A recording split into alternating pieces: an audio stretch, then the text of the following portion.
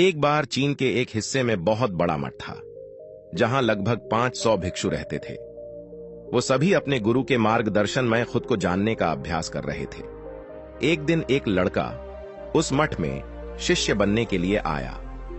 उसने मास्टर से कहा, मास्टर, मैं खुद को जानना चाहता हूं। मैं सच की तलाश कर रहा हूं। मैं पता लगाना चाहता हूं कि सच क्या है।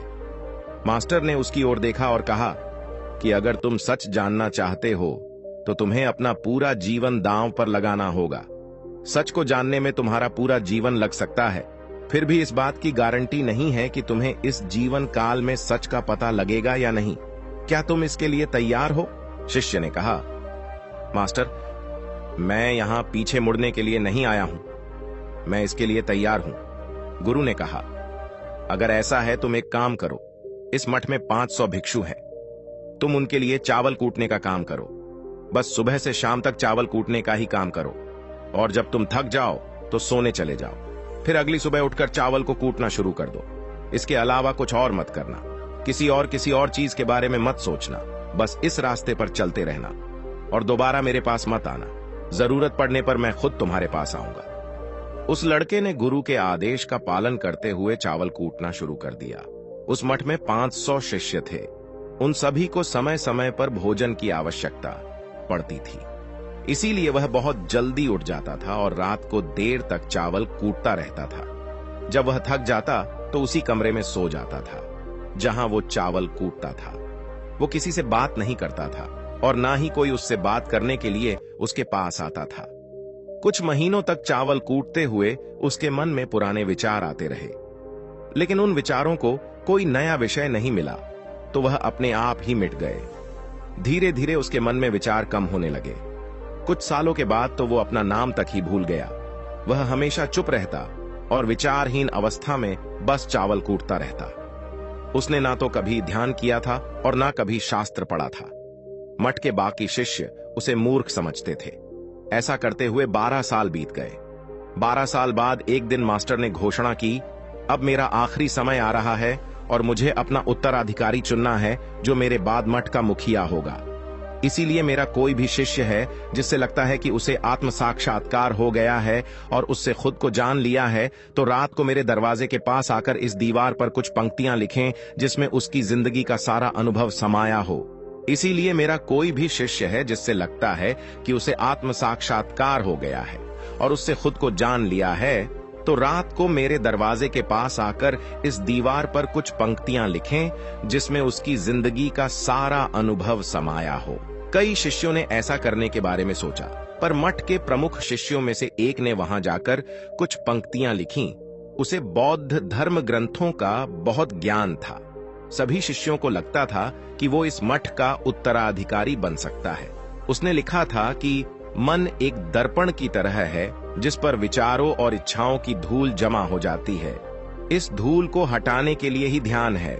जिसकी धूल हट जाती है और मन का दर्पण साफ हो जाता है, वो मोक्ष को प्राप्त कर लेता है। अगली सुबह जब मास्टर उठे और उन्होंने इन पंक्तियों को देखा और उन्होंने कहा कि किस बेवकूफ ने यह सब कचरा मेरी दीवार पर लिखा है। वो शिष्य जिसने यह लिखा था वो चुप रहा। हालांकि उसने जो पंक्तियां लिखी थीं वो ज्ञान से भरी थीं, लेकिन यह सब किताबी ज्ञान था। वो शिष्य बहुत चालाक था। उसने पंक्तियां लिखी, पर उसने नीचे अपने हस्ताक्षर नहीं किए, क्योंकि वो स्वयं इसके बारे में निश्चित नहीं था कि ये सही है या नहीं, क्योंकि उसे आत्म साक्षात्कार नहीं हुआ था।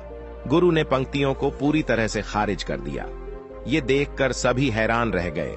ये घटना पूरे मठ में चर्चा का विषय बन गई। इस विषय पर बात करते हुए 2 शिष्य उस शिष्य के पास से गुजरे जो 12 साल पहले यहां आया था और दिन रात चावल कूटता रहता था। दोनों की चर्चा सुनकर वह धीरे से हंस पड़ा। दोनों शिष्य ने उसे पूछा कि तुम क्यों हंस रहे हो?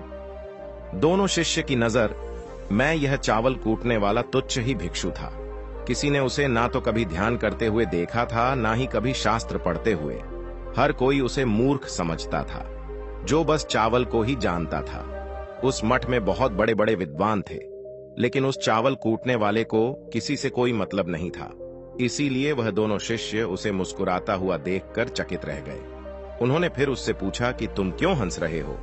उसने जवाब दिया, मैं इसीलिए हंसा कि मास्टर सही बोल रहे हैं। ये सब पंक्तियां कचरा है, इन पंक्तियों का कोई मूल्य नहीं है। वो दोनों शिष्य चौंक गए। उन्होंने उसे पूछा कि क्या तुम ऐसी पंक्तियां लिख सकते हो जो इससे भी बेहतर हो? चावल पीसने वाले ने जवाब दिया, नहीं, क्योंकि मैं अनपढ़ हूं, लेकिन हां, मैं कुछ पंक्तियां कह सकता हूं।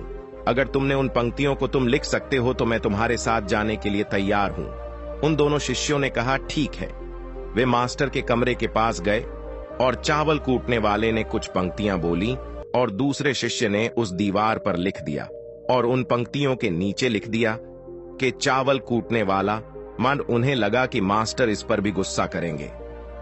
जो पंक्तियों उसने लिखने के लिए कहा था बहुत अद्भुत थी और वो पंक्तियां थीं, मन तो बस एक का भ्रम है, ना तो मन है ना ही मन का कोई दर्पण है, और जब मन ही नहीं है तो धूल कहां ठहरेगी। जो ये जानता है वो सच को जान गया। जब गुरु ने ये पंक्तियां देखीं तो वे आधी रात को उठे और चावल कूटने वाले के पास गए। वह सो रहा था। मास्टर ने उसे जगाया और कहा कि ये लो मेरी छड़ी और मेरे वस्त्र ले लो, आज से तुम मेरे उत्तराधिकारी हो। लेकिन इस मठ को छोड़कर कहीं दूर चले जाओ, क्योंकि इस मठ में बहुत सारे विद्वान हैं जो खुद को तुमसे ज्यादा श्रेष्ठ मानते हैं और वो तुम्हें मार देंगे। वो इस बात को बर्दाश्त नहीं कर सकते कि एक साधारण सा चावल कूटने वाला उनसे ज्यादा विद्वान निकला। तुम्हें वह सारा ज्ञान हो गया है जो मुझे है। तुम्हें यह सारा ज्ञान चावल कूटते कूटते हुआ है और मुझे पता है कि तुम जहां भी जाओगे लोग तुम्हारे पास आने लगेंगे, क्योंकि जब कोई फूल खिलता है तो उसकी महक हर तरफ फैलने लगती है। उसने अपने गुरु के पैर छुए और रात को ही वहां से चला गया।